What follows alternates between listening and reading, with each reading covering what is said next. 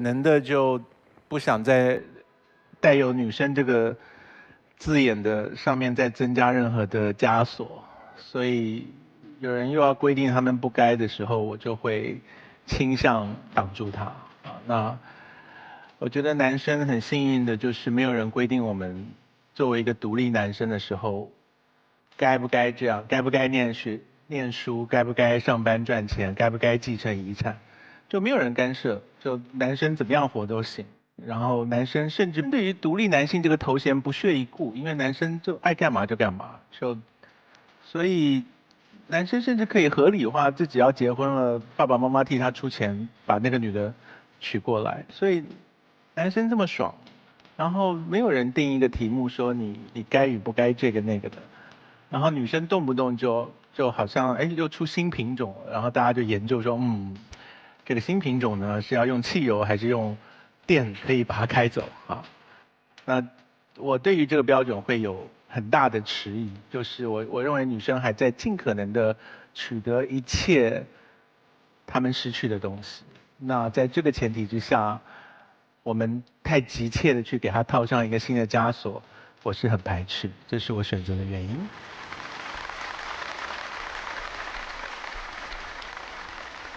谢教授，我们有3个关键字，一个是独立，一个是婚约，还有一个是期许。我们是群居的动物，我们都要跟人家相依为命。那你什么叫独立呢？我自己的一个很简单的定义是，自由的缔约就是最独立的一个表现。一个女生，如果她要做一个飞行员，我们说我们可以培养你做一个飞行员，但是你要保证2年内你不生小孩。她说好，她进入了这个契约。你说她是一个独立的人吗？独立不独立？独立，因为她做出了独立的判断，自由地进入了一个契约。所以我觉得刚才佳杰说的，我们不应该被一个标签绑架，不应该被其他的一些人的一些概念所绑架。你自由地做一个决定，然后负责任地去履行这个契约，我觉得这才是真正独立的概念。这第一点。第二点呢，是什么是婚约？我们说约定就签一个合同。如果我们要约定的事情更复杂一点，我们的合同就签得再长一点；再复杂一点，我们就再长一点。但婚约呢？你们的签的婚约有多长？1纸空文。只有1句话，我愿意。为什么？因为婚姻就是一个非常不完整的合约，我们不知道未来是什么，没办法确定。所以呢，我们只有一个约定，就说我们一起去面对生活吧。所以这不是一个买卖。如果彩礼的原因是要卖女儿的话，那你就把价格标上去，你就把它卖了。价高者得就可以了，你还谈什么恋爱？第3个简单的观点就是，我们说区分一份礼物和一个合同之间的区别在哪里？我们看有没有约因，英文叫 consideration 或者叫做对价。这当中没有一个明确的行为，说我给了这个钱，你就必须要在特定的时间、特定的地点要做完这些行为，所以这是代表一份好意。不是一个合约，没有约因，是馈赠，所以我觉得我是独立女性，是可以收彩礼的。谢谢大家。刘教授，唯一使这个题目变得不是无聊的一个方式是把彩礼界定清楚。礼金彩礼是有特定性，它有2个要求，第一个是准许。无论是隐性的还是显性的，也就是刚才之中特别明确的说的，不达到这个标准，这张婚约是不可能展开的。第二个就是彩玲讲的，它暗含了或者明示了，我给你这笔钱，我将来对你是有干预的权利的。所以这里面遇到2个问题：你接受这个严格意义上或者狭隘意义上的礼金，你会失去什么？如果考虑了这个彩礼的这个特定性以后，独立女性应该做的什么？独立女性做的不是说你给我我就不要，我们是要把它准许和干预的这2个性质抛掉，把彩礼转换为一个馈赠，这是我们要做的事情。然后我再谈谈独立，独立这个事情其实蛮复杂的。独立是一个关系性的概念，在没有人跟人发生任何关系的时候，独立不独立这个概念是没有意义的。独立是在关系当中的一种位置，这个位置允许你可以做出你自己愿意的决定，受到这种约束不是被迫的，这叫独立。如果我们把这个东西定义得过宽的话，一切人都是独立，独立这个概念变得没有意义了。如果把它这东西变得非常非常严格，说必须怎么样才叫独立的话，我们对它的绑架太多了。但我们还是有一个标准，就是说独立的女性是各种各样的，但是它有一些否定性的标准。如果你做了什么，把自己当作物、当作交易的时候，接受了准许的这个限制，接受了干预的限制，你在这个意义上局部的丧失了东西。就说不是所有种类的人都叫做独立，要不然的话，那个独立也不值得赞美了。我就提这2点吧。好，那我们别打了，停在这。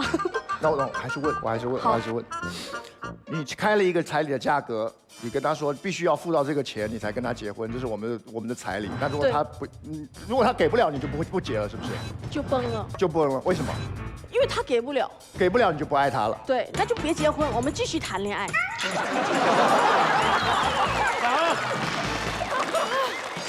为什么？为什么？因为结婚就是需要有这么多，需要谈到很多钱的东西。那既然他暂时拿不到，为什么你跟他结婚，他就得要给你钱？不是，我也会给他嫁妆的。等等，那这样就不是我们一般讲的了。啊，你一般不给嫁妆吗？如果你的意思是他给你，比如说10万的彩礼，对，你要给他10万的嫁妆，没有，是这个意思吗？我会给8万了。所以在婚姻当中，他还是要给你一笔钱，对不对？他可以给我，对我。他可以还是他必须要？他必须要，因为我说的他是个结婚冷静期，我要看他独不独立。为什么他必须要？因为我要知道他独不独立。我想要一个答案。对的，所以他必须要用给你钱来证明你独不独立。这是我暂时想到最好证明的方法。好，那这样他要那为什么他不可以要跟你要钱呢？我也可以，他也可以用同样的方法。那所以你也把那个钱再还给他？不一定要还给他。那为什么不可能还给他？就我比较爱钱。那为什么他不能够一样爱钱？他也可以一样爱钱。那所以他给你10万，你也给他10万，对不对？就是所以是怎样？是不是？他给我10万，我要给他10万。对啊，为什么？因为他也要证明你是独立的啊。但也不一定要等价。不，为什么不能等价？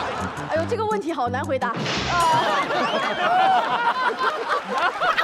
呀，这个是啥？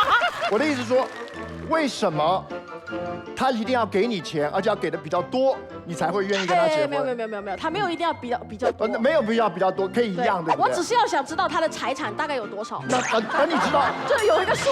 等你知道完了，他也要知道你的，所以其实最后都一样的。对，所以就是为了确认大家的金钱观跟家庭背景的雄厚。你的意思是，其实你不用收到什么彩礼，因为他汇过去，然后你再汇回来，没有，结束了。我没有这么。没有这样，所以你要多拿。我觉得这个其实我觉得我让你赢。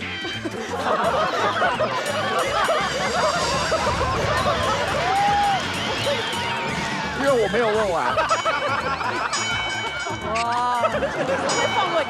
你觉得你应该要多拿，因为你是个独立女性。给钱这个环节，我是证明彩礼的重要性。那我怎么证明我是独立女性？我是觉得根本不需要证明，就跟男性不需要证明他独不独立。所以我们想聊的一件事就是，为什么我们其实所有人都会先天的认为，结婚了其实女生是需要拿到一笔钱的？因为他有钱啊。就好像为什么结婚一定要下跪，一定要有玫瑰花？因为他有膝盖，对不对？对啊，我就觉得这个还不错。那为什么女生不下跪？哎，我也可以跪的，我们对跪。对跪。其实以前这种一拜天地的时候是对跪的，是不是？对。可以。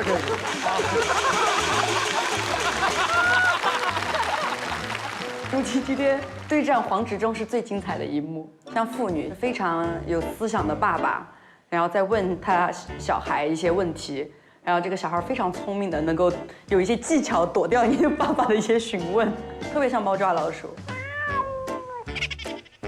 他们就是自己在玩。对啊，有意思。不然呢？奇葩说本来就是自己在玩。所以我好奇是当职中拼命的在问那个来往金额的时候，他很想让你套你那个话，就是那个叫 net payment， 就最后的那个净对，我知道他想套你知道，你就一直在抵抗是吧？对，当然没有一个很美的抵抗方法，就抵抗的很丑。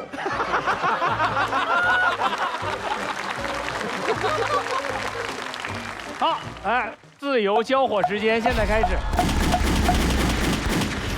哎，今天我是一位男孩，因为我觉得我能娶一个独立女性，真的是我特别大的荣幸。于是我攒了很多的一笔钱，现在给你，你却认为这是我的一份操控 ，unbelievable！ 我认为这是我的爱，你拒绝我，你有没有顾及到我的自尊心？你难道拒绝的是彩礼吗？你是为了我们婚姻以后永远有凌驾于我之上的姿态，可以拒绝我对你的要求。我现在让你去给我倒一杯水，你都觉得我在控制你 ，why？ 亲爱的，我是收了这笔钱嫁给你，我更爱你，还是我不要这笔钱，我仍然嫁给你更爱你？你不要这笔钱是为了你拒绝我对你的操控，我不操控你，我们之间互相倒杯水，这是日常，干嘛想那么多？我没有说你操控我，只是不要这个钱，我仍然还是会嫁给你啊。我上了。职中学长的说法是，如果我要以你的要求同样对待我，才叫男女平等。那我今天不收这笔钱，不代表我更爱你，很可能是因为将来你出事之后，你也别想从我这儿拿走1分钱。我们不愿意麻烦别人，本质上是不愿意别人麻烦我们自己。我们的意思是，你跟一个男孩交往，跟他谈恋爱，他爱不爱你，最后你必须要从他是否能汇给你15万来确认。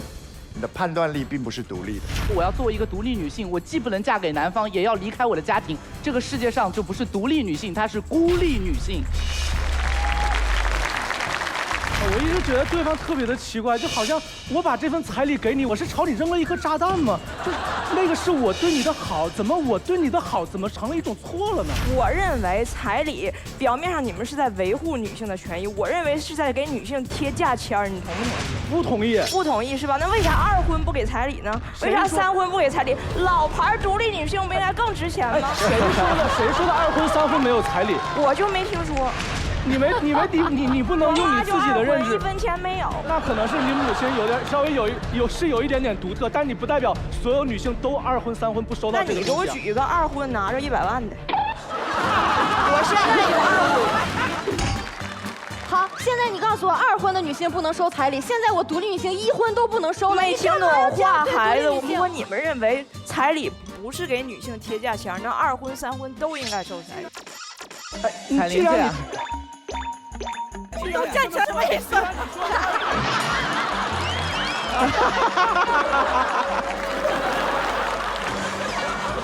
刚才我们说到2婚，你为什么觉得2婚比1婚会差一点？是不是你在给女性贴价签？我没说。为什么我们在讨论1婚的时候，你会把2婚扯进来？在讨论价签的时候，是不是你在给2婚3婚的女性贴价签？你会觉得2婚3婚的女性没有1婚的女性？我是说，这个社会2婚和3婚的女性要不着彩礼，那你认为如果彩礼不是贴价签，这事怎么解释？彩礼没有给女性贴价签，生活这样。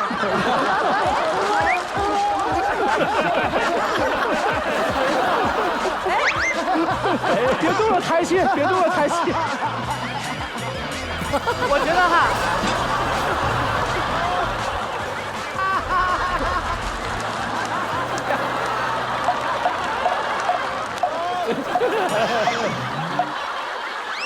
我设想了一下，我要是坐在那边，突然看这边4个选手全站起来了，有一种僵尸来袭的感觉，你知道吗？啊，好，我没有想到奇葩说的这个现场还出现了这个场景。刚刚好像孕妇去打拳击的感觉，就是最后倒下来，教练在旁边帮他各种现在各种盘外招都已经出现了，是吧？彩玲，你害得丹丹姐担心，她以为你真的胎气动了。哦，吓死人啊！没有，我不是一个道德很高的人，你什么阴招我都玩。先开后结，正方结辩，颜如晶，1分钟。其实学长最后在纠结就是这个价格的问题。其实我觉得题目已经跟我们说了收彩礼，价格如果没有谈拢、谈崩了，代表2个家庭的金钱观不一样。然后第2个就是我们一直在纠结的独立女性这个 title。如果你问我一个问题，就是什么时候我一个独立女性能放弃我独立女性这个 title 这个抬头的时候，我觉得就是当我决定我要结婚的那一刻。结婚是什么？结婚就是你决定不要独自一个人，要找一个人依偎了。所以我知道，如果我是独立女性，我收了彩礼，会有好多人取笑我，但我觉得没关系，因为我知道你不会取笑我，是不是？我在你面前不需要是独立女性，我知道是你的女孩就好了。那也同样的，你在我的面前不用是什么独立男性，只要是我的男孩就好了，对不对？所以我觉得独立女性是一个社会身份，在婚姻关系里面，我们不需要这个社会身份，我们只需要做彼此的男孩女孩就好。他不好意思说了。我这个恶心的路线。你是讲到自己快要吐了是吧？我让你结辩，没想到你吐在当场，把自己说恶心了是吧？你太可爱了，你把我说哭了都快。不，颜如晶，你说一个我做你的女孩和你做我的男孩，你这么生理上的反感吗？我这个点我老实说，这我练了无数次来阻止我的呕吐感。但因为我这个没有什么谈恋爱经验，我耳朵现在红的不行，就是但很深情的一个论点，很深情。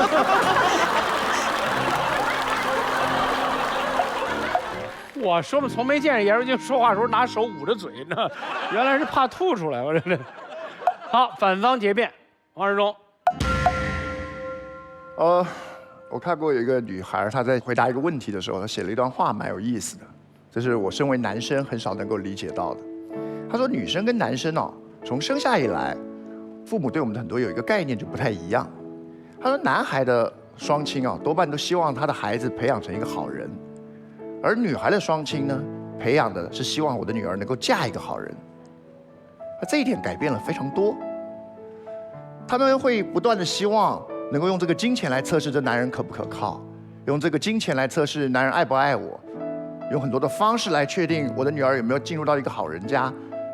当然这是一种关爱的表示。可是很多时候，它扭曲了一个女孩从小所受到的教育跟环境。我们会说男生要怎么样，学好数理化，走遍天下都不怕。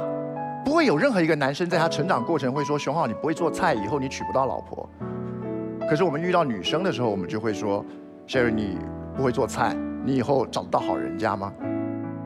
哪怕只是这样点点滴滴的一句话，哪怕是点点滴滴的这样的一个小小的动作。他说，很多时候一个女性独不独立，我们在好早的分歧点就开始了。彩礼，你的确它是一个事后的补偿，可是你有没有想过，为什么要这个补偿？这个补偿到底是我们走上这个分歧点的结果，还是造成这个分歧点的原因呢？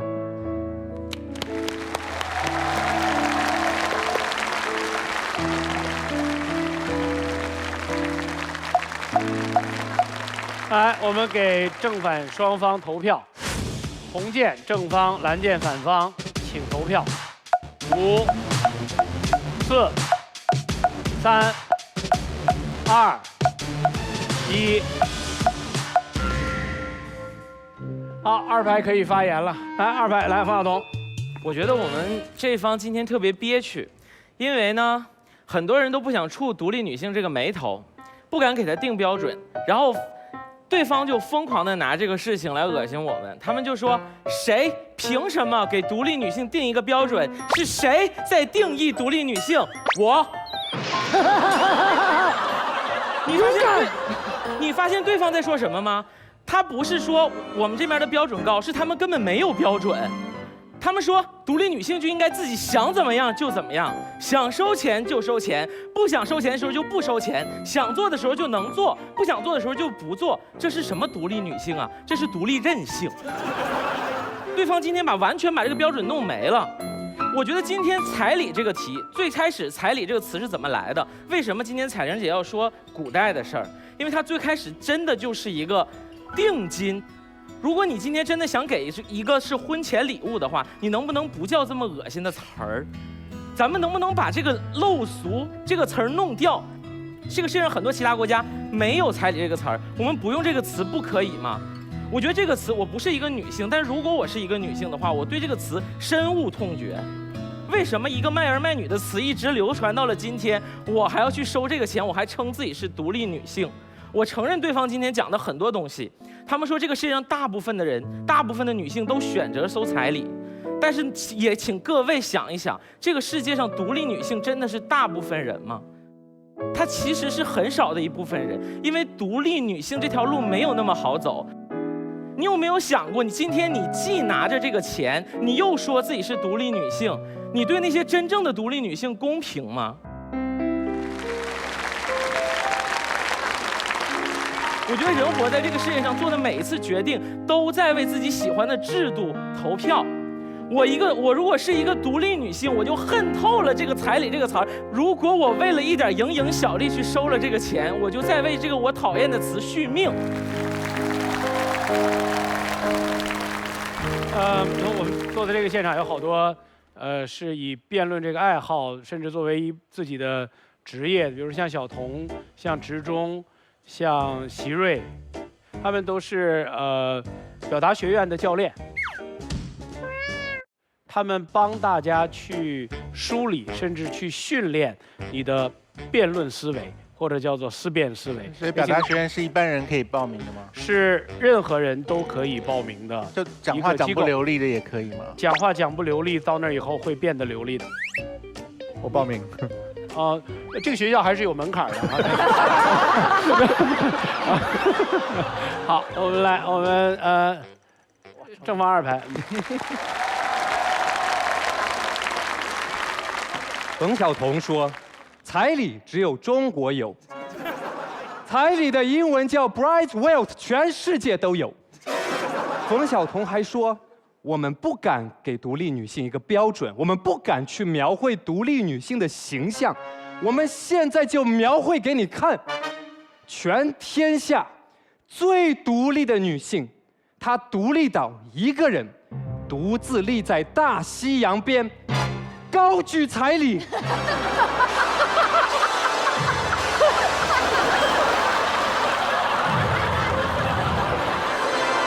独立女性经济独立，比如我妈就是独立女性，她节俭务实。我生日的时候给我买了2个蛋糕，我说妈妈买1个够了，她说买2个打5折。你把明年的也吃了。独立女性对男人不屑一顾，从来不会把男人当摇钱树。看到男人像没看到一样，就像我食堂阿姨，我来晚了，阿姨在那儿玩手机，我说阿姨我饿了，饿了就别说话，省点力气。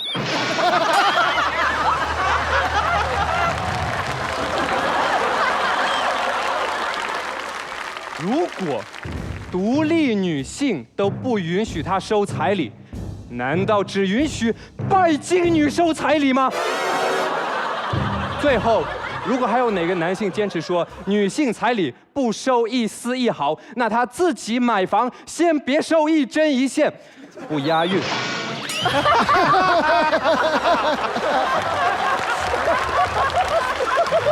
1分1毛。我每次他说我都笑到嗓子要哑了。好，双方二排还有吗？来，陈明。好，谢谢马老师，确实非常憋屈，我们坐在后面都能感受到那股强大的憋屈。然后非常感谢欧 Sir 那个火炬点亮了我心头的阴霾，就我终于知道那个最重要的那个差别，细微的差别在哪儿了。对方其实今天说的并不是独立女性，是自由女性。独立是一件很难的事情，最难在哪儿，知道吗？对方刚才说一个独立女性就是想干嘛就干嘛，你知道不是？独立女性不能选择不独立那条路。自由女性可以，自由女性今天说我想做一个独立的就独立，所以我就不收彩礼。明天我想不独立了，我就收了，我有钱，后天我再独立。她很自由，但她真的不独立了。独立女性不是想干什么就干什么，独立女性有一条路她永远不能走，不独立那条路她不能走，因为一走上去身份就自然破碎了。哇！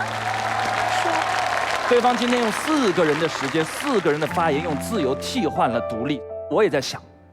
那独立到底是什么？非要我们下一个定义。我非常感谢丹丹老师，丹丹老师最厉害，一开始用一句最简单的话说出老百姓的心声：独立女性就是自己挺着腰板挣钱自己花，就这么简单，不付出劳动就不收钱。一个女性想要走独立这条路，就是任何时候你都不能走上一条你不付出劳动就收钱的路。这是与她头顶上的那个遥遥举起的火炬冲突和本质矛盾的地方。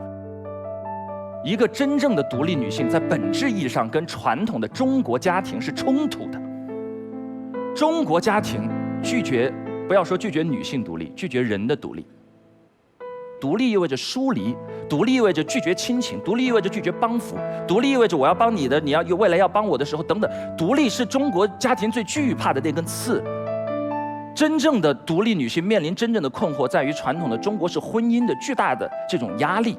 所以，独立女性的根基是经济独立，独立女性的追求是精神的独立，是精神的自立和自由。而这两件事情都很难，但是彩礼已经在底线之下了，底线之下了。没有付出，收了钱，承担了某种期许，进入了某种家庭模式，你走进去了，潇洒的回头跟独立女性的帽子说一声再见，其实没有什么大不了的。我们是中国人，我们爱自己的妻子或丈夫，我们爱自己的父母，我们爱这个家庭，我们在任何时候都割舍不了那段情。我们不要那个所谓的独立了，好不好？我收这个彩礼，我愿意。那是一种新的表态，但是潇洒的说再见是更帅的选择。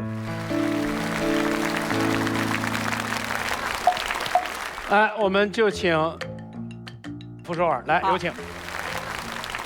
其实这一题是我唯一在奇葩说本来我是打算一个字都不说的题，因为我一直被当作是一个独立女性的代表。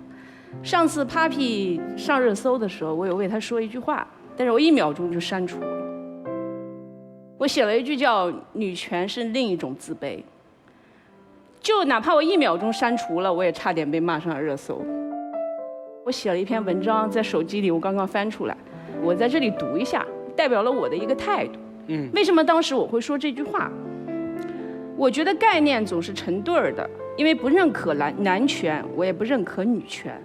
在我的认知里，如果男权意味着男性比女性优越，使女性受压迫，那么女权意味着女性比男性优越，想要压制回来。我渴望平权。我赞成女人应与男人拥有平等的权利。我写了一句话叫“女权是另一种自卑”，觉得不妥，所以删除了。因为我想到很多人理解的女权或许就是平权，只不过很多极端的表达将其污名化了，我觉得这样不够严谨，所以我删除了。我真正想表达的是，极端女权渴望将男性踩在脚下的强势是另一种自卑。比如，孩子如果不能跟自己姓，就不配当独立女性。如果我们不是为了延续香火或养儿防老等陈腐的观念养育孩子，就不会为他跟谁姓而吵起来。可以跟爸爸姓，也可以跟妈妈姓，不会因为孩子跟妈妈姓了就敲锣打鼓，也不会因为孩子跟爸爸姓了就把妈妈骂上热搜，过犹不及。我很欣慰，新时代无数了不起的女性正通过自己的努力证明，我们不需要依附男人而活，我们珍视自我价值，活出精彩人生。但这并不意味着我们必须带着翻身做主人的骄横态度与男性为敌。人和人是平等的，尊重、认可、欣赏与爱不应该分性别。美好世界需要所有人共同努力。人永远无法带着敌对情绪客观冷静地认知世界。我也不觉得平权需要通过辱骂别的女性来实现，因为当时我说了这句话以后，有很多的人骂我，就说我是一个婚驴。我选择了结婚，我再也不配做独立女性的代表了。我难以想象一些女人把另一些女人称作婚驴，就是因为要崇尚女人独立，嘲讽她们生育。我们要求男人尊重善待我们，我们尊重善待自己了吗？我渴望平权，男女平等，不卑不亢。我将身体力行，脚踏实地，一直为此努力。谢谢大家。妈，好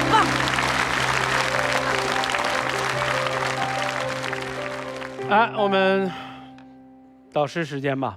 康永哥，我是本能的就不想再带有女生这个字眼的上面再增加任何的枷锁，所以有人又要规定他们不该的时候，我就会倾向挡住他啊。那我觉得男生很幸运的就是没有人规定我们作为一个独立男生的时候该不该这样，该不该念书，该不该上班赚钱，该不该继承遗产，就没有人干涉，就男生怎么样活都行。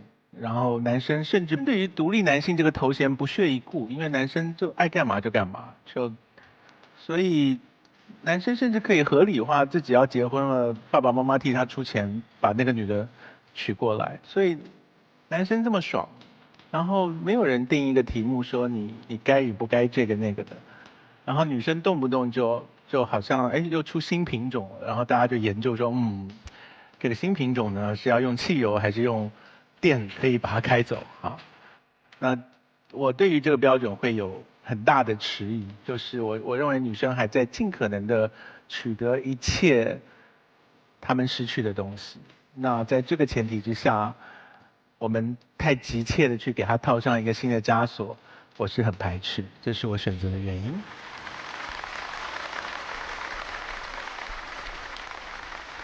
谢教授，我们有3个关键字，一个是独立，一个是婚约，还有一个是期许。我们是群居的动物，我们都要跟人家相依为命。那你什么叫独立呢？我自己的一个很简单的定义是，自由的缔约就是最独立的一个表现。一个女生，如果她要做一个飞行员，我们说我们可以培养你做一个飞行员，但是你要保证2年内你不生小孩。她说好，她进入了这个契约。你说她是一个独立的人吗？独立不独立？独立，因为她做出了独立的判断，自由地进入了一个契约。所以我觉得刚才佳杰说的，我们不应该被一个标签绑架，不应该被其他的一些人的一些概念所绑架。你自由地做一个决定，然后负责任地去履行这个契约。我觉得这才是真正独立的概念。这第一点。第二点呢，是什么是婚约？我们说约定就签一个合同。如果我们要约定的事情更复杂一点，我们的合同就签得再长一点；再复杂一点，我们就再长一点。但婚约呢？你们的签的婚约有多长？1纸空文，只有1句话：我愿意。为什么？因为婚姻就是一个非常不完整的合约，我们不知道未来是什么，没办法确定。所以呢，我们只有一个约定，就说我们一起去面对生活吧。所以这不是一个买卖。如果彩礼的原因是要卖女儿的话，那你就把价格标上去，你就把它卖了，价高者得就可以了，你还谈什么恋爱？第3个简单的观点就是我们说区分一份礼物和一个合同之间的区别在哪里？我们看有没有约因，英文叫 consideration 或者叫做对价。这当中没有一个明确的行为，说我给了这个钱，你就必须要在特定的时间、特定的地点要做完这些行为。所以这是代表一份好意，不是一个合约。没有约因是馈赠。所以我觉得我是独立女性，是可以收彩礼的。谢谢大家。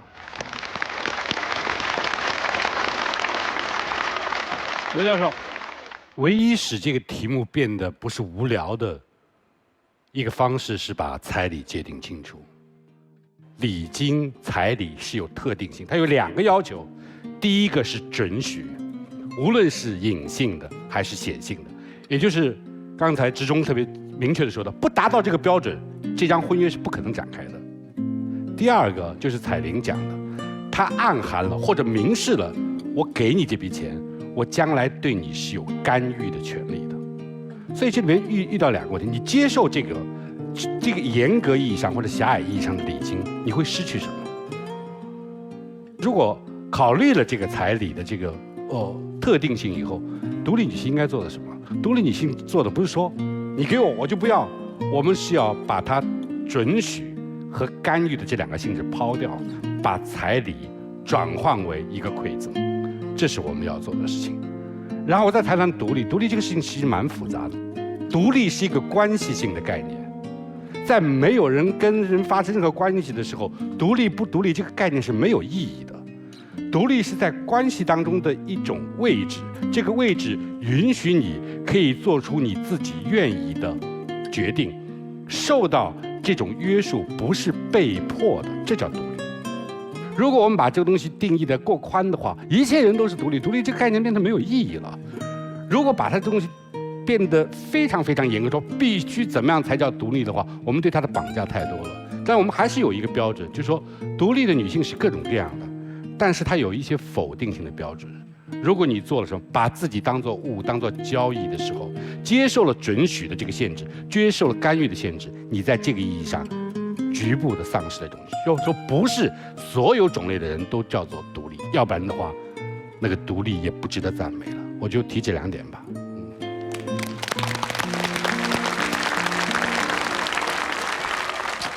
我要先说，我又被刘老师征服了。哎呀，他每次一说话，我这个小心脏突突的。我就不知道他说的话是真的假的，每次真心的，哎，说太好了，把我想准备说的都说了。我在刚想那独立女，我其实没什么好说，但我想着想着，突然想起来，我跟傅首尔做的另一个节目，就在爱奇艺，叫《做家务的男人》。听这2个词啊，很好玩，是同一种趋势。就是女性以前不独立嘛，现在独立女性变成一个词嘛，就不会有人说独立男性的，因为男的就是命好是吧，从来就独立。但是呢，男的以前不做家务，所以现在专门做一个节目叫《做家务的男人》，是想表达这种改变，是想看这个事情。但是背后的动因又完全不一样。男的以前不做家务呢，是因为男的不需要做家务；女性以前不独立呢，是没法独立。所以我觉得现在这个是很幸福的事情，不像康永哥说的那么可怕。但那个节目我跟首尔都知道，第1季还挺好，第2季呢，来参加的做家务男人的这些男人呢，都看了第1季以后，来之前就拼命的学会了做家务。GoPro 一看都是米其林，你知道吧？这饭做了碗洗了，就是有了这个趋势以后会发生。那你说？男人在家不做家务这个事儿解决没解决？藏起来了。独立女性这个事情有了这个词，有了这个概念之后，这事儿就结束了吗？说女性就独立了吗？也没有嘛。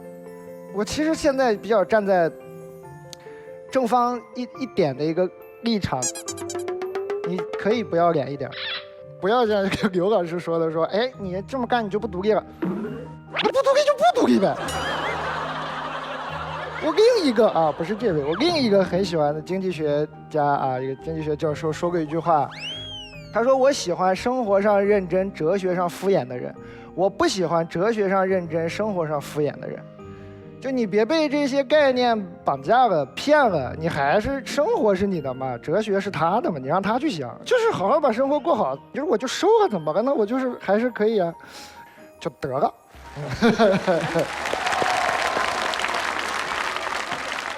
其实蛋总，我跟你的那个主意是一样的，把钱收下来，但是不接受那个准许条件，不接受干预就行了。对，生活中认真，哲学上敷衍，不要被概念骗了。丹丹姐，你们几个人讲的我都没太听懂。我从来都没有上过大学，但是这5个人里有2个是教大学的教授，我确实觉得我一直很恐慌跟他们坐在一块儿。但是今天我们要讨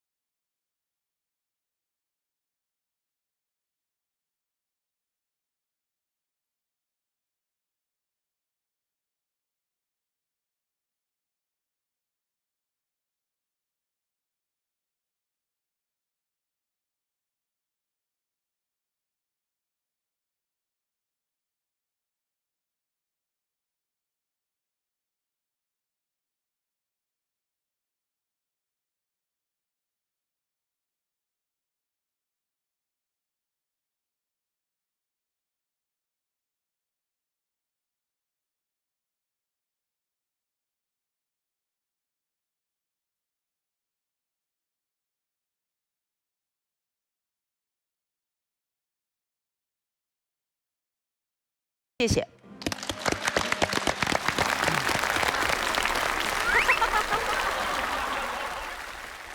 这个题里面一个非常古怪的地方是用了“彩礼”这个词儿，这是一个在今天社会没有的词儿。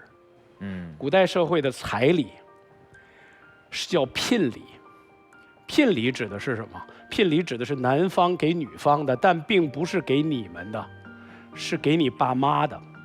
按今天的财产关系界定，那个财产是属于你父母的，并不属于你们。对。你们小两口是无权参与，直到你们要去继承的时候。如果是给你们的，那叫婚后财产，那是你们共同拥有的。所以这个事儿，其实在今天的婚姻法的架构里面是可以拆解得非常清楚的。但是我们所有人都被彩礼在我们脑子里原来的那个概念给约束住了。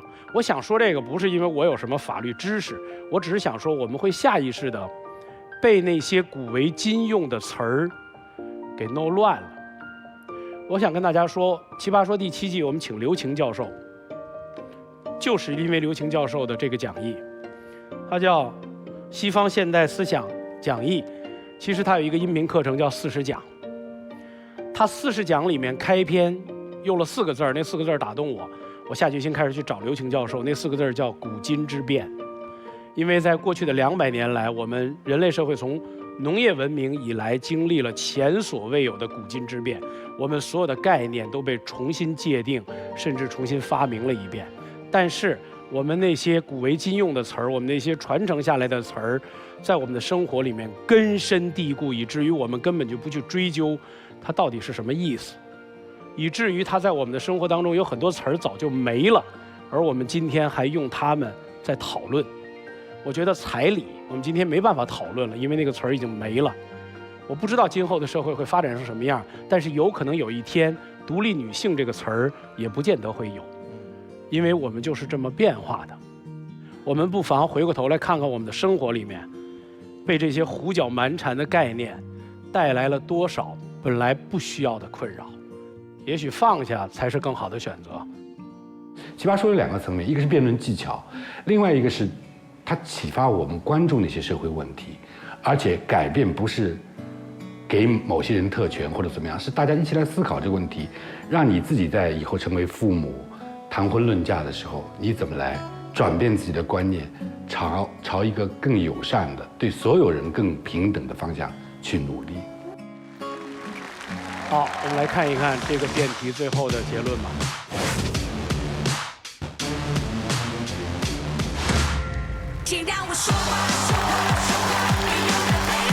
正方7票胜出，哇！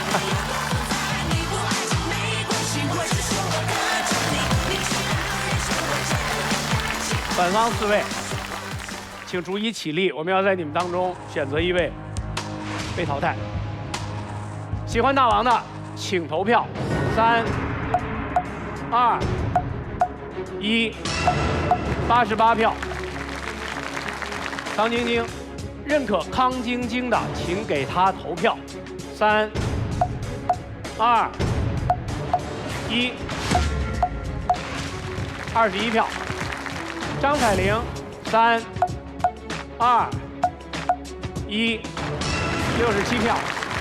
黄志忠，3、2、1， 63票。康晶晶被淘汰，进入到2排。谢谢晶晶，有什么要说？有。我在这个节目上呢，其实我已经很早就得到了我想要的东西，所以我现在后面走的每一步，对于我而言都是一个 bonus， 都是一个附加的东西。那下一次我们见面的时候，下一次我们江湖再见的时候，我们就是老相识了。希望大家可以多喜欢我一点点，谢谢。谢谢晶晶。其他7位都成功晋级，但是我们要在正方当中选出本场 MVP 来，请给子银、李佳杰、吉瑞、颜如晶投票。3、2、1，那齐瑞获得本场 MVP， 获得京东有胜算 MVP 的徽章，来祝贺齐瑞。同时，齐瑞啊，同时席瑞，救命！同时席瑞，我不在意你收不收彩礼，我只会日日夜夜温暖你。京东超市特供给席瑞的好暖的苏菲，你回去自己看看是什么吧。好，谢谢马老师。好，谢谢，送给你的朋友，谢谢。最后让我们来看一下，到目前为止经过2轮的晋级赛，我们的晋级选手是，恭喜我们所有的晋级选手。好，我们要谢谢我们的所有赞助商，把你想买的奶粉、尿布都拿捏得死死的，逛超市真的爽爽的，感谢不负每一份热爱的京东独家冠名播出。谢谢所有的导师，谢谢女神，谢谢所有的观众朋友和所有的辩手，大家辛苦了。奇葩说，下期节目再见。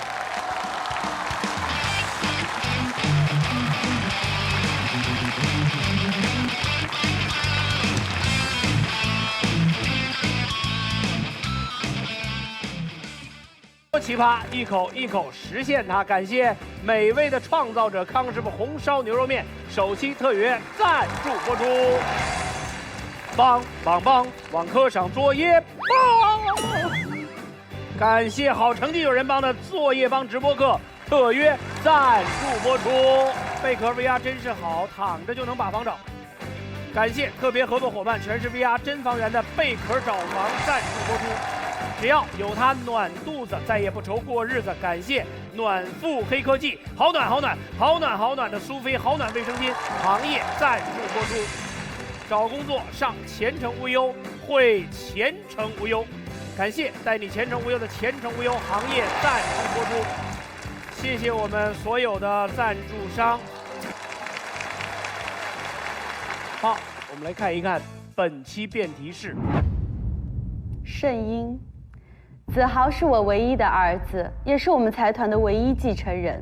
他的婚姻大事，我和他爸爸不可能不操心。阿姨，您这是什么意思？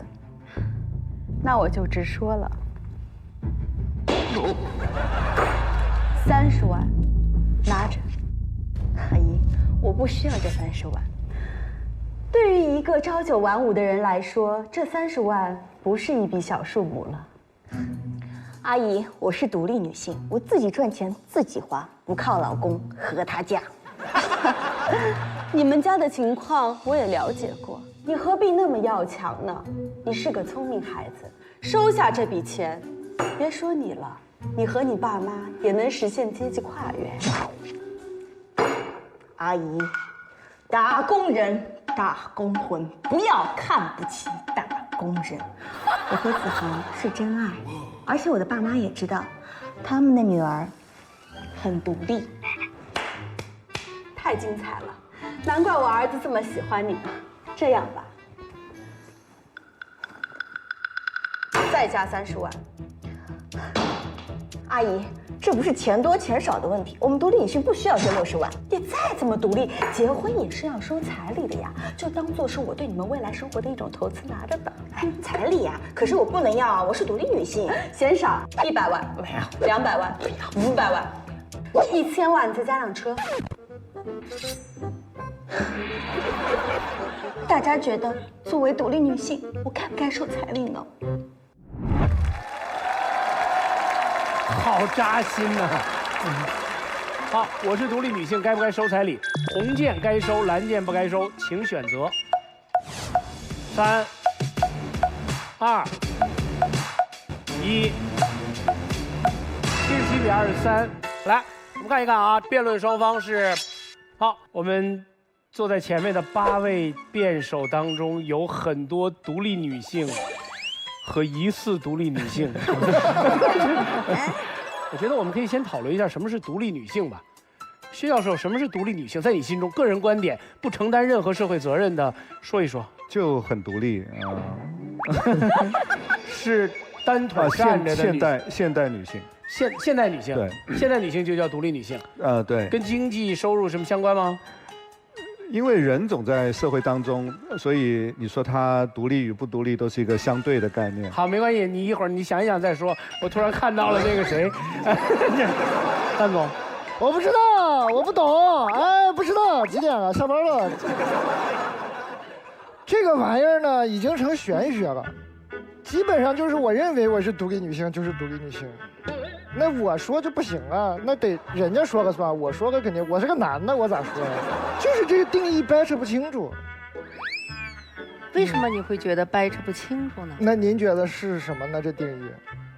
就用老百姓最简单的话，自己挣钱，自己够花，自己可以养活自己，不依赖他人，就是独立的。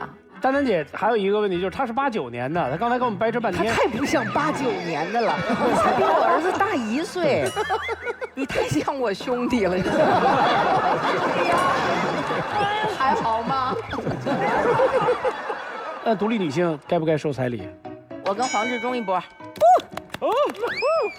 这就叫丈母娘看女婿。对。康永哥，你选择的立场是？让我一边吧，好吧，可以吗？可以。其他人呢？那马老师收，好，那3比3是吧？好，平衡一下，平衡一下。我觉得我也还是收吧。那黄志忠怎么办？那我收啊。我仔细想了一下，我觉得不收也行。我看啊，还差一个，那我就不收了。什么鬼呀？要不我们先聊聊电吧。哎，你怎么在这儿坐着呢？我没有晋级，你现在才反应过来，他现在才反应过来。不是，欧阳超晋级了，佳姐。欧阳晋级了，清醒一点。挺喜欢颜如晶的，你给他投票。欧阳超成功晋级。他现在才反应过来，我为什么在这里？都在啊！现在队友是席瑞、芷莹和佳杰，我觉得我们队伍现在配置蛮好的。我们团队就是特别的契合。我们队就是幽默、优美、优秀，我们是一个3优战队。颜如晶加油啊！黄志忠你也要加油，不能输给我哦。哎，我问一下，我们这题目精确的那个全文，我可不可以再听一次啊？我是独立女性，逗号，该不该收彩礼？问号。我们这边一个4遍带3个1遍，然后对面2个4遍，裂开，就是真的是裂开。我担心我的表现，我现在还在改，就一直在改。加油！反方先开始，反方1遍，大王。大王，大王！我也今天不知道为什么这个服装老师把我穿得非常像个独立男性啊。走了。好，我觉得不该收。首先举个例子啊，有2个女生，一个说我必须要收彩礼，一个说我不收彩礼，哪个更好嫁？我是独立女性，我还不收彩礼，我得多好嫁？没想到吧，这么深的皮，我想了个这么浅的点。哎，独立女性多酷呀！他们流行说走就走，我收了这个钱，我怎么走呀？携款潜逃吗？还有多少独立女性都在想，如果有一天我跟渣男离婚了，我一把钞票甩在他脸上，哎，他拿过来一看，这不就是我当年给你的彩礼吗？还连着号，你说我丢不丢人？所以这独立女性收彩礼是一件很矛盾的事情啊。你为什么要收这个彩礼？因为你需要钱。哦，你为什么需要钱？因为你缺钱，你一半生活靠工资，一半生活靠彩礼，你这是哪门子独立女性？局部独立吗？独立女性最大的特色就是独立呀，而独立最大的特点，哎，就是不花父母的钱。怎么啦？这会儿婆婆不是妈了是吧？哎，好多女孩说，哎呀，婆媳关系不和谐。废话，你一嫁过去就从她的户口上划走了66万，人家怎么跟你和谐？哎，我们再来想一想，古代为什么那个时候会说要收彩礼？因为以前人家说嫁出去的女儿泼出去的水，对吧？那会儿嫁出去啊，你就是别人家的孩子了啊，所以需要一笔钱来报答自己父母的养育之恩，安顿父母。可现在嫁女儿根本泼不出去啊，你嫁了会不管你的爸妈吗？你爸妈会真的不管你吗？是吧？而且我们都知道，人家古代两个人结婚的时候面都没见过，一点都不熟啊，所以需要用彩礼来检验男方是否重视女方啊，就是用彩礼来了解双方家庭的一个情况。可现在社会，你俩谈恋爱还不够熟吗？你俩都那样了，还不够熟吗？啊，还要怎样？还需要用彩礼来检验男方是否真的爱你，真的是否重视你，不就恰恰证明了这个女生她没有独立判断这个男人好坏的能力吗？对，挺好的，快了哎。然后回到现实生活啊，我说我不收彩礼，不是强调我是个独立女性，而是我觉得作为一个人啊，真的收个彩礼比投胎都麻烦。啊，每次聊的这个彩礼嫁妆，双方父母私房会谈，搞得跟家族企业在那聊未来合作似的。你知道，特别是你丈母娘跟你婆婆妈，你从来没见过你妈这么像个女企业家啊，可会谈判了，简直就是女版熊浩。这事聊成也就算了啊，聊不成，这婚也不让结了。好，最后我说我不收，我最想说给谁听？就是真实的，我之前就是前一阵我想起来，我去我男朋友家见家长，然后，哎呀，对，然后就是有一天啊，他妈妈，然后就是趁他出门之后，找我进行了一次偷偷的谈话，然后就是他妈妈是一个非常非常朴实的那种山东妈妈，然后他就跟我说，小沈啊。我是小沈啊，我以为他管你叫小婶儿呢，小沈阳的小沈啊，他说，你也看到了啊，阿姨家这个条件就不是什么大富大贵的家庭嘛，就可能未来你们结婚，阿姨给不了你们啥，也帮不了你们太多，阿姨很担心有一天你会不会后悔嫁给他。唉，我记得我当时跟他说，我说阿姨啊，你可能会觉得我这人挺傻的。但是我想要的婚姻真的是嫁给爱情，真的。我说我是独立女性，我不收彩礼这句话听起来很强势，但其实我表达的不就是这个意思吗？不要让爸爸妈妈再担心我们未来的生活，因为我跟我的男朋友我们都很清楚，未来我们会自己去努力去奋斗。所以妈，相信我，相信你女儿的眼光。爸，你也别给我攒钱了，没房子咱们还有备课找房呢。而叔叔阿姨，你们也真的什么都不用给我，因为他就是你们给我最好的礼物。还有最后一句，吕鹏鑫，你哪天有空，咱俩去把证领了吧。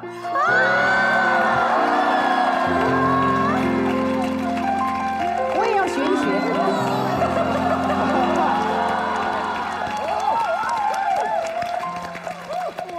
绝了！大王他叫什么？吕鹏鑫。啊，吕鹏鑫啊，双口吕，大鹏展翅的鹏，兴奋的兴。用不了这么仔细啊！我听吕凤仙，我以为你嫁给吕布了。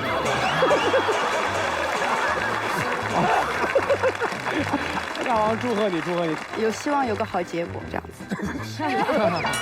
会的，加油！一定会的。你收彩礼了吗？啊？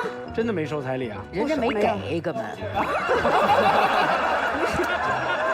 我们这个话题是不是锁住了你收彩礼的空间？我是担心这个，你知道吗？我觉得这当着这么多人，你要不坐这边来也行，你知道吗？就是独立女性，我认为她想收就收，不想收就不收。今天说不收，明天可以说收。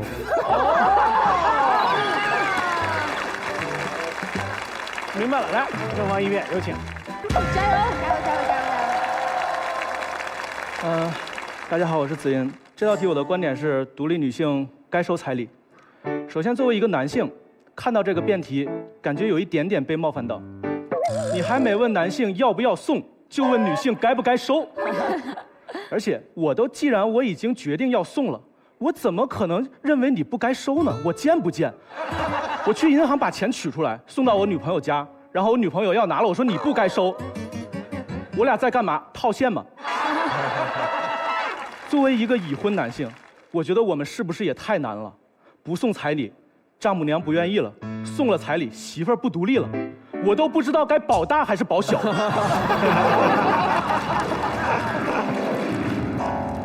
而且我一直在想啊，就是独立女性不该收彩礼，这句话是谁说的？哪些人会说这句话？独立男性吗？不太可能吧？现在还有男性敢公开评价女性吗？有没有可能是另一些独立女性？因为薛教授告诉我们，买方和卖方之间从来不是竞争关系，买方和买方之间才是竞争关系，俗称同行是冤家。所以会不会有那么一些人，他们赚到了钱，成为了独立女性，于是他说独立女性不应该爱钱，阻挡其他的人成为独立女性，于是就只剩下了他们是独立女性，独自己的立，让别人无利可图。确实是一个绕的点，但是他这个收的好。然后我们再来聊聊彩礼这个事情。很多人觉得在婚姻里啊，一谈到钱，哎呀，特别的俗，特别的不纯粹了。但我觉得啊，婚姻其实就是一场经济行为。我跟我媳妇儿恋爱14年，结婚好像是5年。在我们的婚姻生活里，充斥着各种经济学的现象。就比如说发工资的时候，我的钱是自动转账到我媳妇儿的卡里，这个叫财务托管。我媳妇儿对我也很好，会给我一些零花钱，这个叫返利。但是零花钱是有上限的，不管我赚多少，零花钱只有那么一点儿，这个叫边际效益递减。有一段时间我零花钱实在不够花了，我甚至偷偷去取医保里的钱作为周转。后来被我媳妇儿发现了，我媳妇儿就切断了我的现金流。你们看，全都是经济学，而且这里最重要的一个知识点就是医保类的钱是可以取出来的，分享给各位有需要的朋友。从我的角度出发，我真的觉得，结了婚之后，钱确实应该交给媳妇儿管，因为假如啊，我是说假如有一天你们离婚了，作为一个男人，你就不是被分走了一半财产，而是获得了一半财产，同时收获的还有自由，双喜临门。所以我觉得彩礼该收，因为财政大权早晚是要交到媳妇儿手上的，早收晚收都是收，这是我的第一个观点。我还有一个观点，我觉得彩礼该收，是我觉得现在我们其实生活的环境里对女性是十分不友好的，尤其是在职场里。我的一个女性朋友在遇到晋升的时候，被她的上级要求这1年里都不能怀孕。我要展示一条数据，据某大型招聘网站调查显示，45.4%的女性表示在职场中因性别和婚育问题，职业发展受到了负面影响。所以，作为一个男性，我非常尊重独立女性的独立性，但是我也非常理解你们之后会面对的困难，所以我非常想在现在，在我力所能及的范围之内，提前给你一份安全感。可能这份彩礼微不足道，可能这份彩礼并不能有什么实质性的效益，但是它代表着一种人的温度。在我们的制度还不成熟、制度还不能覆盖到的情况下，我们能不能用温度来取代，来弥补？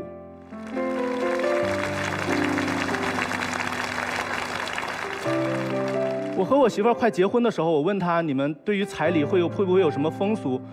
她说：“我们没有收彩礼的风俗。”我说：“那我就送你点别的什么吧。”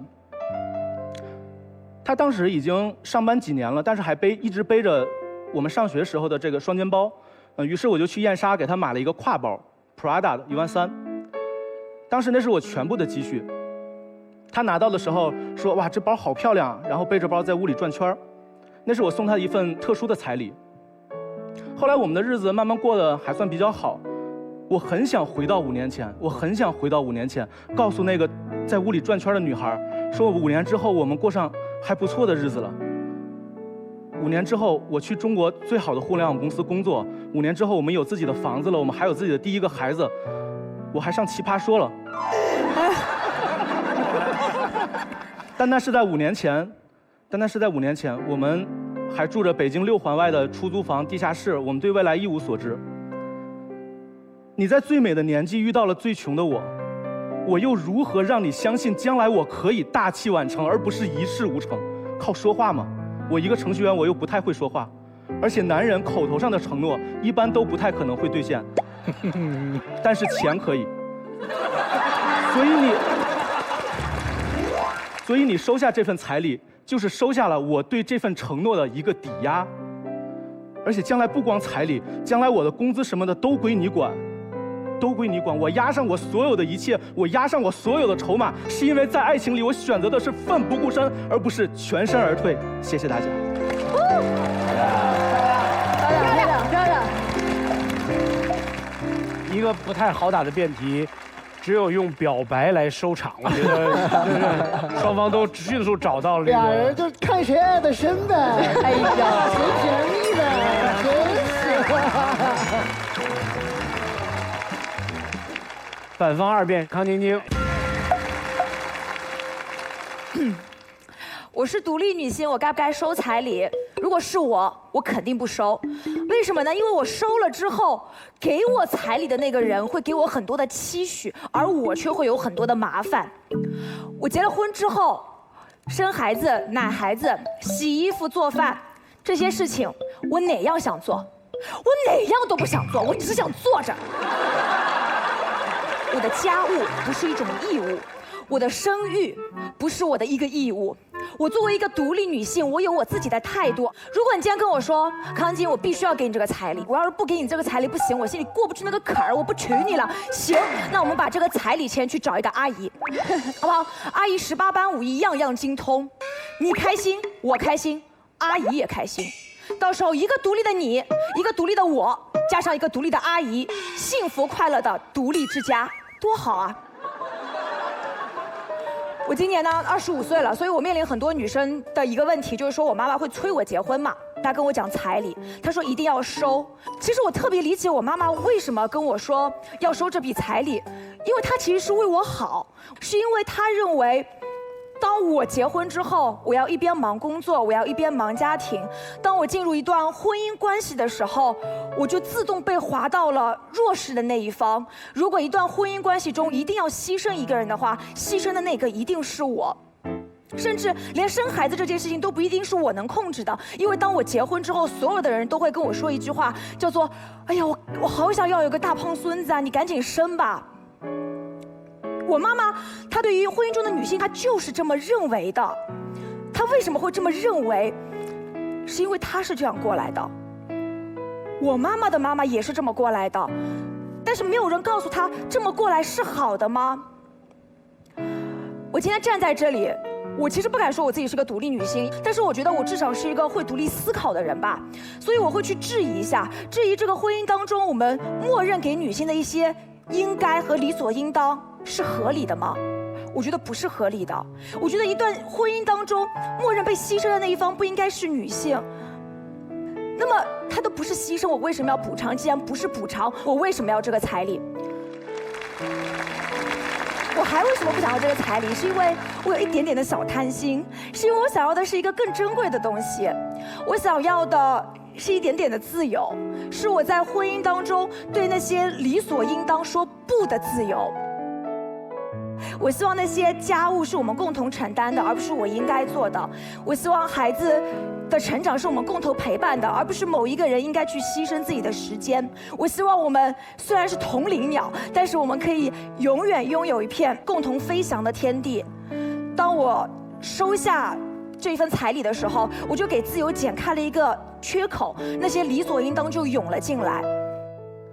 我希望我的婚姻只有我愿不愿意，而没有我应不应该。那我希望大家的婚姻都是这样的，所以我不该收彩礼。谢谢。好，谢谢晶晶。来，李佳琦，正方二辩，有请。彩礼，顾名思义就是彩色的礼物啊，彩色的礼物哈，它就是彩色的礼物。时钟老师，给你。啊，谢谢，谢谢。谢谢。哎，他收了，哎，为什么呢？他收下了，哎，这道题有变吗？收是人类的本能反应。哎，这个题为什么会成奇葩说的辩题 ？Unbelievable， 这有什么可辩的？而且他刚才收了，他高兴，我高兴。高兴，高兴，都高兴，哎，大家都高兴，就像俩人结婚，你一收，七大姑八大姨，他大爷他二爷都开心，大家都开心，何乐而不为？所以收是一个有大局观的表现。第二点，黄志忠他为什么怕收这个彩礼扰乱自己辩题的阵场？为什么呢？除非他今天是一个假的黄志忠，他才怕对方辩有这点小伎俩，他肯定就不敢收。那么今天，如果你真的是一个独立女性，你会怕你收了彩礼就变非独立女性吗？那你也康晶晶就是一个假的独立女性，就是这么简单。所以实话，我抽到这个题的时候，我真的有压力很大。说实话，因为孩子爱情还没搞明白，就要考虑收彩礼，这事情离我真的太遥远。我的天哪！我说现在要是有一个天降外星人给我一点辩题思路，那我就可太 amazing 了。然后呢，我突然想，那个外星人他一定要长得很奇怪，还有他一定要开着 UFO 来。然后我突然就在想，我为什么要规定外星人一定要长得够奇怪和他会开 UFO？ 我在想那个时候，就是人类的本质是不是就是对稀有的和不该存在的抱有一种不正常的期待？所以我当时就在我没有任何思路的草稿纸上空白的写下了一句话，我说这个社会对独立女性的道德绑架，是不是潜意识里就是对女性进步的不服从？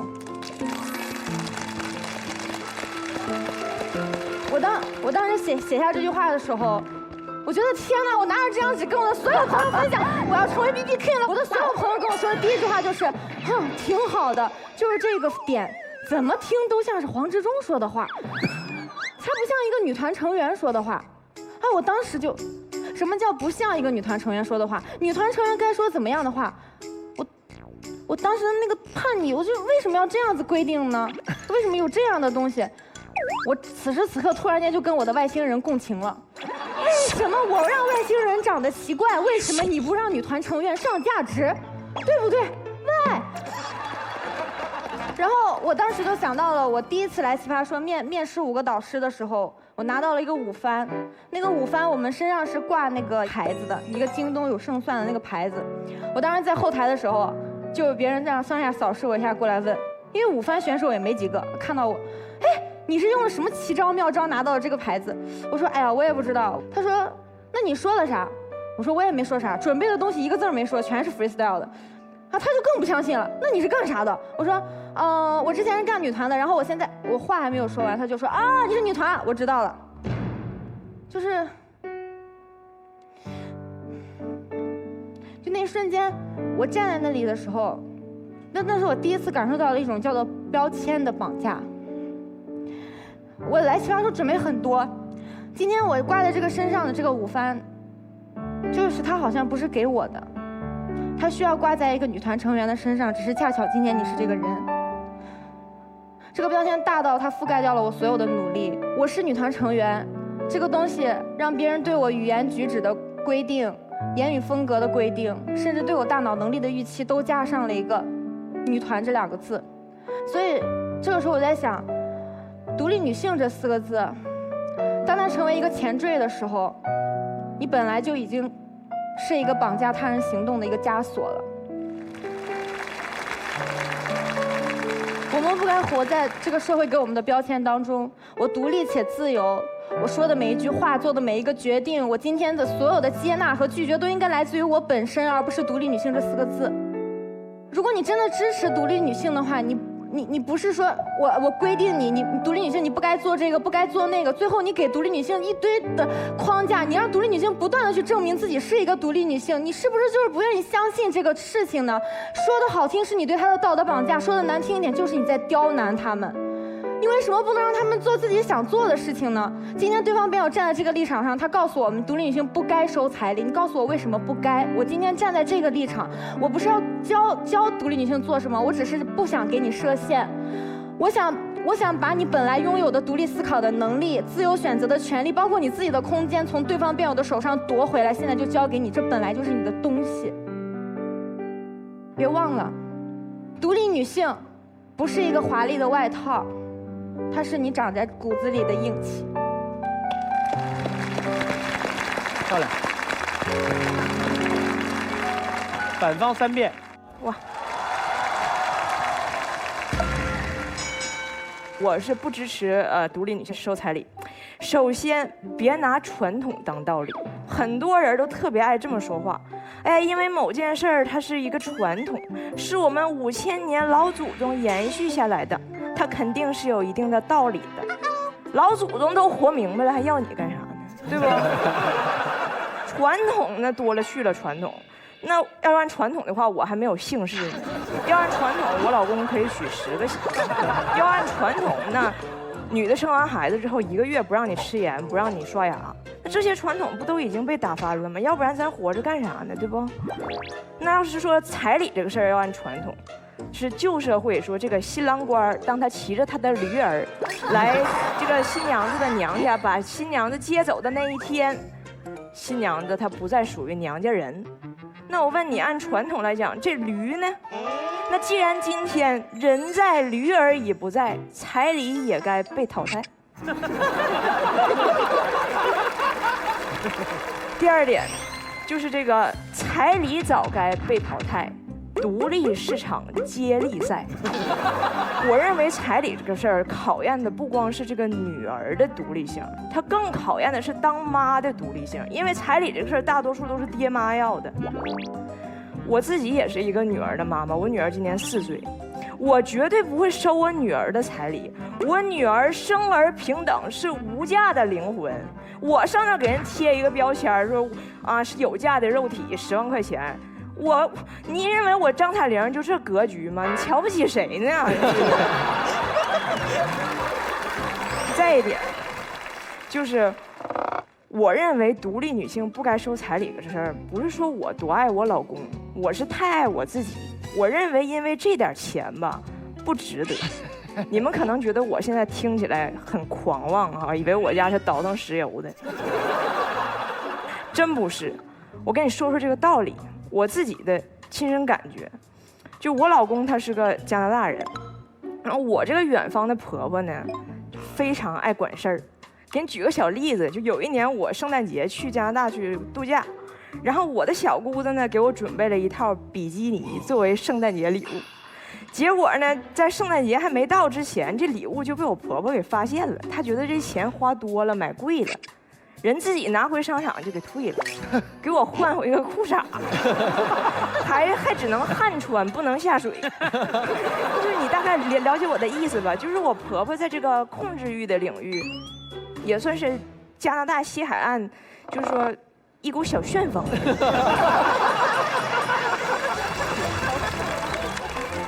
好在我老公18岁的时候就离开他们家了，就是独立了。我呢，就是我婆婆爱管事儿，她也管不着我。所以我的婚姻最大的缺点就是结婚的时候是真没钱，优点呢就是这个婚姻的家庭关系非常的简单，我非常省心。那我当年结婚的时候，如果说想要收这个彩礼，那我是不是得去我婆婆家把这个道理跟她解释明白呢？你试验一下啊，彩礼这个事儿，你给它花一样的包装，梦一样的词缀，你怎么听怎么还是给商品的转让进行收费。那我婆婆如果花钱了，我这一身的清净也就沧海桑田。那以后大到人生应该怎么浪，小到菜板子应该怎么放，你就听她叨叨吧。你不要以为外国人就不会这么思考问题。无论哪瓣蒜，无论哪根葱，天下的人性都相通。谁花钱了，谁就要干预这个事儿 ，universal。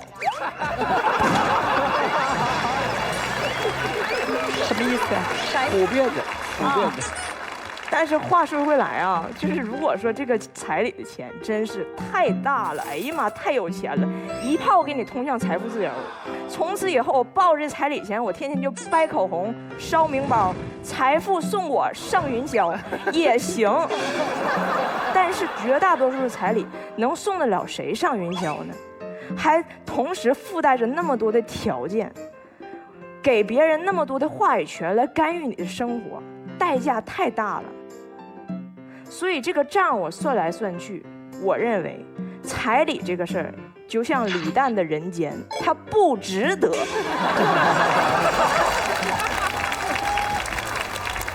最后一点，我知道因为我的情况，肯定会有人说啊，你找了个外国人，文化差异嘛，你可以不要彩礼，别人也没法说啥。我们不能不要，你说的非常对。但是你既然这么说，你的红唇已经出卖了你的心，那就说明其实你也看开了，你也并不那么在意彩礼本身这个事儿，你的父母甚至可能都没有那么在意。但是你二姨在意，你舅妈在意，你妈妈的小学同学王桂芬她在意。弄得你也没办法，你也只能在意。但是他们一天啥事儿没有，他在意的事儿多了，你天天管他叨叨什么，你能管得过来吗？这个时候就是考验独立女性独特技能的时候，自己的人生，爱自己的轨道，屏蔽周围的聒噪的聒噪。吓一跳！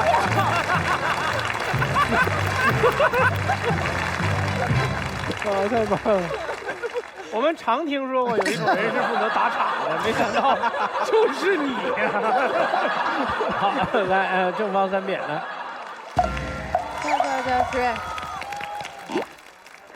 我不知道为什么，我从对面3个女性的话语当中听到一个很强的一个字，叫做怕字。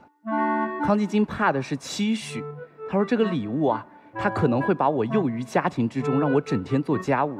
老实讲，这不是彩礼决定的，是你夫家对于性别分工的想象决定的。问题不出在彩礼上，问题出在找人找错了身上。大王怕什么？大王他怕麻烦。他说一来二去沟通都麻烦，可是你知道为什么仪式这么麻烦？因为所有的麻烦都是沟通的契机。这个时候在婚前能够解决的问题，如果你逃避，在婚后就是一个又一个雷区。采礼者怕什么呢？他怕历史的压力。他说这是一个传统，我们现在要抛弃。可是你知道，人在历史过程中最伟大的创举，就是他可以修改彩礼的内涵。刚才他们都强调了，其实结婚是需要钱的。大王说你婚后可以拿这笔钱给他，所以你发现没？彩礼只是一个名，彩礼这笔钱本质上也不是给你，它是给你和你丈夫即将组建新家庭的一笔积蓄，它是为了让你的小家庭独立。好，太牛了，真的。好。反驳完了一通呢，我们轻松一点。实话实说，我个人不是很喜欢这道辩题，是因为我觉得这2件事儿完全没关系。我看到这个题，我第一反应就是很迷惑。如果独立女性不能收彩礼，那她们到底可以收什么？她们可不可以收红包？她们可不可以收钻戒？她们可不可以收鲜花？如果这些都能收，唯独彩礼不能收，我就疑惑了，他们不就是一个结婚的流程和秩序吗？为什么偏偏彩礼不行？如果这些东西通通不能收，那我特别想替身边的女性朋友问一句：他们招谁惹谁了？彩礼，彩就是彩头，礼就是礼物，就跟你生日礼物送给你的生日一样，纪念礼物送给你的纪念一样。彩礼不就是在结婚时候有一个好的兆头吗？哦，你们逢年过节可以收礼，别人结婚这么大日子就不允许别人图个吉利。我觉得哈，这个礼物不仅要收，还要大大方方的收。为什么呢？因为我觉得独立女性应该有自信，就是你值得这份礼物啊。我虽然呢不是独立女性，但是我是妇女之友，所以我身边呢，对吧？正好有一位独立女性，她经常出去 dating， 然后呢，每次男生想请她吃饭的时候，她也从来不拒绝。我有一次就忍不住问了，我说你不是总标榜自己是独立女性吗？独立女性最重要的就是经济独立，你怎么不跟别人搞 AA 制呢？她的回答是：如果我搞 AA 制，说明我在内心里觉得自己配不上他的好意；而如果我不能够坦然面对他的善意，那么将来在交往的过程中，他就无法坦然接受我的心意。所以发现了吗？如果当你收一份彩礼感觉到了亏欠，感觉到了压力，那恰恰反映你还不够独立。因为真正独立的人，他面对他的获得，应该是坦然，而不是焦虑。另外，我也知道很多人不敢收这个彩礼，是担心这个彩礼背后有着一连串的要求和一个更大的索取。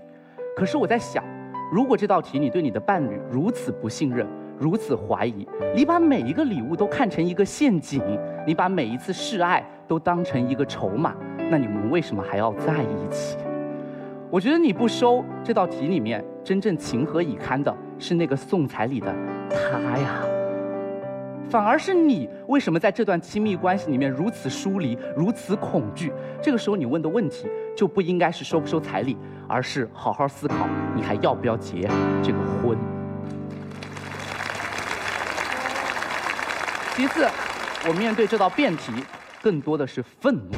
我在想，是谁在这里划归什么样的人属于独立女性？是谁觉得自己有权利可以为独立女性定义标准？如果今天我们在讨论我是独立女性该不该收彩礼，那么之后我们就还能讨论独立女性该不该结婚，还能讨论独立女性该不该生孩子，甚至在前不久的微博热搜上，我们都还在讨论独立女性的孩子能不能跟丈夫姓。干嘛呀？你发现了没？不是彩礼可以攀比，独立的标准也可以不断变成攀比。你有没有发现这种一刀切的做法和他反对的那种贤妻良母的刻板印象又有什么区别？哦，以前贤妻良母要求你3从4德、相夫教子，现在独立女性要求你必须事业有成、叱咤风云。没发现吗？他们本质上还都是在告诉你，什么人就应该做什么事儿。对，对，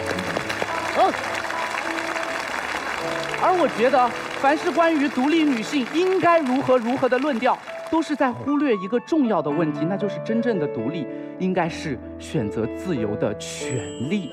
所以你知道吗？当今天一个女性如果成为家庭主妇的时候，不应该以一刀切的视角去看待，而主要看她是不是我愿意，而不是我必须。更让我生气的是，这道题里面为什么男性的独立就可以被理解成天经地义，而一个女人想要独立就要去证明自己？这道题真正的问题是他的思维模式，他在要求女性在一个即便是社会常识的情况下，都要给出比男性更多的证明。这道题的狡猾之处在哪里？他表面上好像在谈女性，可是他的背后处处都是男性的目光、男性的规训。他把独立女性当成了一种角色、一种人设，他挖了一个坑，等着你往里面跳，等着你给他来一出演出呢。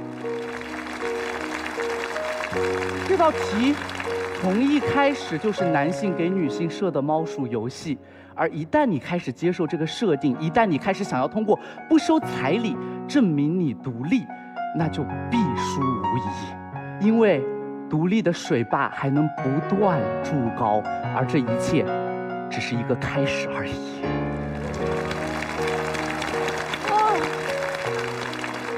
最后，我觉得这道题里面还有一个非常微妙的矛盾感，大家可以观察一下啊。这个女性明明马上要结婚，但是却在犹豫要不要收彩礼，什么意思？我们什么时候需要婚姻？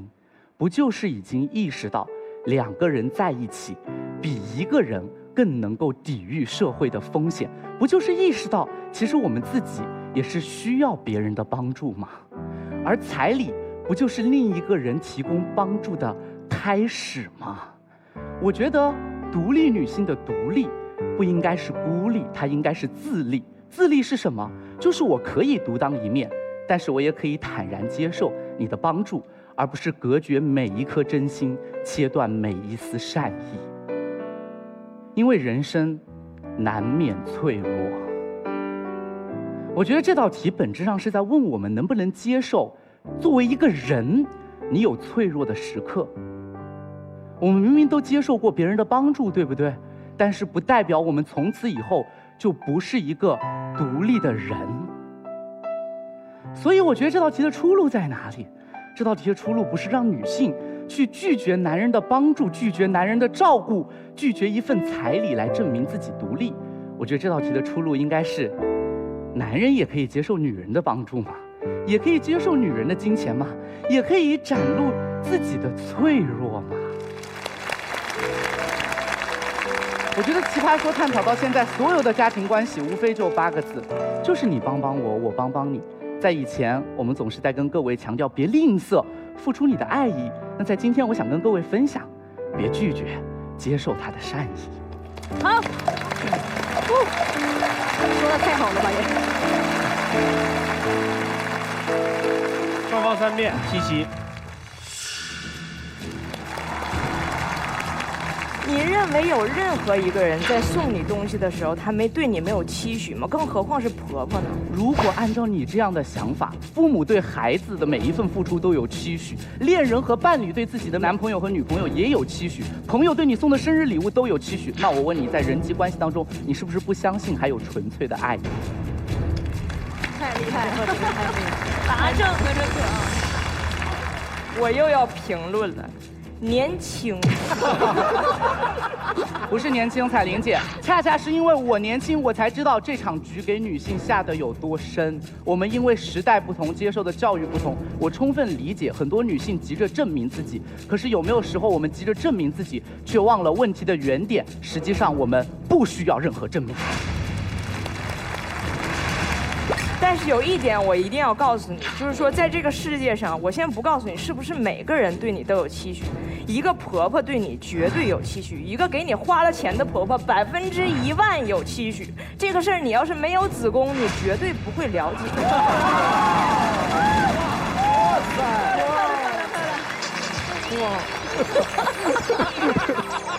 行了吧啊，就这样吧，我确实没子宫。赤裸裸的歧视，我分场京剧出来了。彩玲的表演风格就这样。对对对，先斥责对方说无知，然后就转身就走掉了，是不是？奇瑞，你已经不能表现得更好了，没事没事，已经不能更好了，没事。其实他说得很清楚，干净利索，直指问题核心。我就觉得奇瑞是我认识他以来最好的一场。双方4辩，现在是反方4辩，黄志忠。高铁。好极了。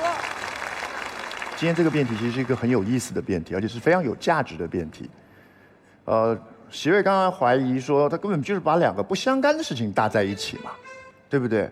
我们不能理解彩礼跟送你红包，跟送你花有什么差别。如果大家也一样感觉到没有什么差别，那很恭喜，因为在座的各位都是很幸运的人。你要知道有个差别在于，彩礼的意思叫做你给不起这个价钱，不嫁。你懂吗？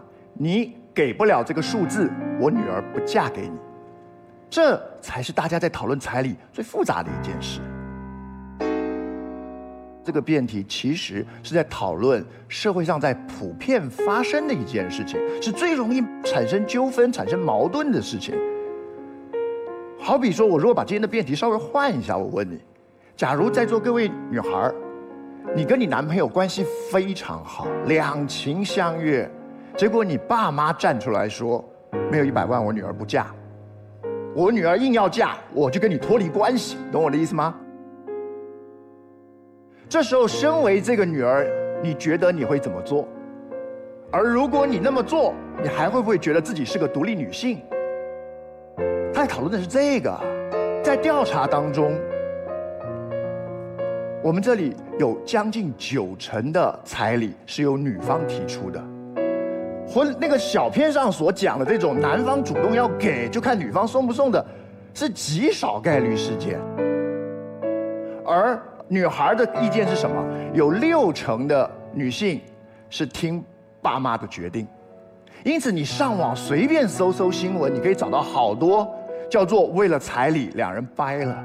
即便你说我其实不在意这个钱啊，我其实想跟你在一起啊，可是等等，彩礼索取的对象其实不是你们刚刚讲那么美好的，就是给这个女生的，爸妈要啊，爸妈要啊。那这时候你敢不敢对爸妈 say no 呢？你敢不敢对他说，我就是爱他，我不在意这个？如果你说我不敢，不好意思，小明，我真的很爱你，可是在这一刻，我妈已经开了100万了，你给不了，我也没办法的这一刻，我们叫不叫自己独立女性呢？独立女性不是钱的独立，敢于跟自己的家庭保持距离，敢于对你自己不认同的事情说不，这不就是一种独立吗？再来，对方刚才讲到了另外一点，叫做这是一种补偿。这其实说得很好，在当代对于女孩而言，结婚其实是一件牺牲蛮大的事情，对不对？所以为了你之后可能要负担的家务劳作，可能要负责养儿育女，可能要负责的其他损失，于是给了你一笔补偿。可是你知道吗？我不认为这个话语体系应该要存在。在座的各位男性，我们角色互换一下，你试想一下，如果有人告诉你，你跟对方结婚之后，你要负责家务，即使两个人都上班，社会上会默认你该煮饭，而你做完饭之后，对方吃完饭可能去看电视，你要负责洗碗。如果他来帮忙洗碗，那他就是好伴侣。那如果在过程当中，你们想要生孩子，你自己的身体却不一定由你自己做主。对方刚才开了一个玩笑，叫保大还是保小？哦，这个字其实在场上是玩笑，在真实社会里头呢，没有那么好笑，对不对？而我这样日复一日的劳作的过程当中，有人会认为我特别了不起吗？没有，因为在我小时候的课本里头，课文叫做“爸爸早起看书报，妈妈早起勤打扫”。也就是说，分工跟形象，日复一日的告诉你，这是你理所当然的。我问你，落入这样的生活，你会不会觉得自己好像也得先拿个20万、30万？所以，请各位了解，我们如果不希望因为彩礼这种事情闹得很不愉快，这个题目是一个男生应该要思考的辩题，不是一个女生该思考的辩题。男生应该帮助女生做到这一点，事实上是帮助我们所有人做到这一点。对方辩友一直在讲独立女性，说哎，到底独立是什么标准？其实请大家理解一件事，没有人能够光靠自己的努力而独立。你要了解，即便是你一个思想最独立的人，当你发觉你在跟伴侣的过程中，跟他妈妈相处的过程中，如果在每一次的观念当中，你都要奋战到底，才能够维持独立，没多久你就累了，就趴下了。你说我是个独立女性，我的另一半也很体谅我，所以我们家事是分担的，没问题。结果呢，哎呀，周围别的亲戚朋友啊、婆婆啊，对你指指点点，你怎么可以这样做？这样的儿媳妇的时候，你要一个一个去解释，一个一个去捍卫。如果不能解释、不能捍卫，你就要学着让自己长出鳞片、长出铠甲，隔离那些评论，装作自己不在意。如果每一次的战争，每一次的决定，你在这个社会里都要做出这样的拼搏，迟早你也会觉得算了。独立不是一个人的事，独立是所有人都需要帮忙的事。当所有的男生，如果你发觉你的母亲在指指点点说你这个儿媳妇怎么不洗碗，你说这本来就不干她的事。妈，你不对，你代替他跟他争取，那你就是朝去除彩礼迈向了一小步。如果你真的很在意彩礼，你觉得这样很吃亏，那么当下次有医生跑过来说，哎，你老婆对不对？保大还是保小？你一脚踢他一句，什么保大还是保小？那是他的命，那你就是往去除彩礼又进了一步。所以，如果今天有一个女生，她这么的幸运，她是这个题目中所谓的独立女性，她拥有亲切的环境，她拥有重视她选择的教育，她拥有免于被批评或指责的氛围。如果她是我爱的人，如果在这过程当中，婚姻对我而言不是损失，我为什么要这么做？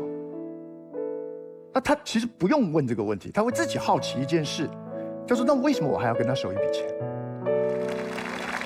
谢谢。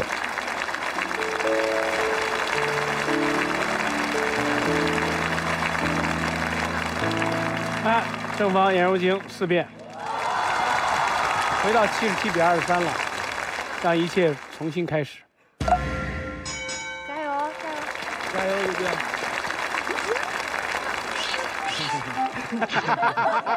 我也喜欢这道辩题，因为这个是一个第一人称题。我上一次拿到第一人称题的时候，聊的是我是母胎 solo。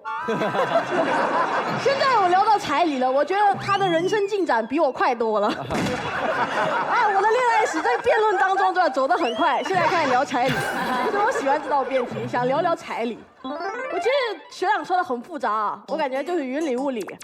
对，但应该是有道理的。反正对吧？学长的道理是需要品的。我是这样想的。钱这个东西，不知道为什么对方觉得烫手了。平时我们接的都心安理得的啊，今天格外的烫手。彩礼这个事情就是人家给你就收嘛，任何带着现金的东西，我觉得我都收得特别快乐。这个论点是过于肤浅了啊，但确实是我第一个论点。什么东西啊？我觉得大家都别装啊，钱是每个人都愿意收的东西。我们看看啊，他说的前提有很多嘛，除了彩礼这个钱，我们还有2个前提：第一，她必须是独立的；第二，她必须是女性。独立女性，我是啊，题目说我是，但是问题是题目没有说我妈是独立女性啊，我妈不是独立女性，就是一个